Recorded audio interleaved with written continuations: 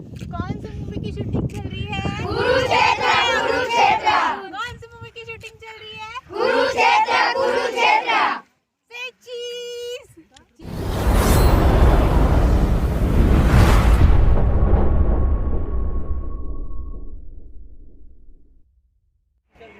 नए नए खबरों के लिए हमारे साथ बड़े रहने के लिए हमारे चैनल को लाइक, सब्सक्राइब और बेल आइकन को ज़रूर दबाएं। और हम आपको नए नए अपडेट देते रहेंगे छत्तीसगढ़ी फिल्म इंडस्ट्री की शूटिंग के बारे में। तो हमसे जुड़ने के लिए हमारे चैनल को सब्सक्राइब करते रहें। धन्यवाद।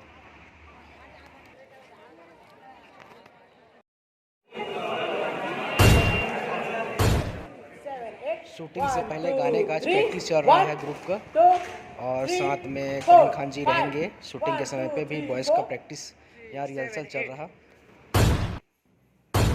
फिर से करो, क्लीन करना। 5 6 7 8।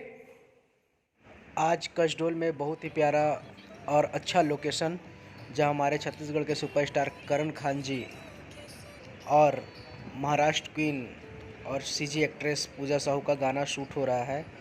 और ये हमारे करण खान जी, और देखिए पब्लिक का बहुत अच्छा क्राउड था यहाँ, और बहुत ही अच्छा प्यारा रोमांटिक गाना शूट हुआ।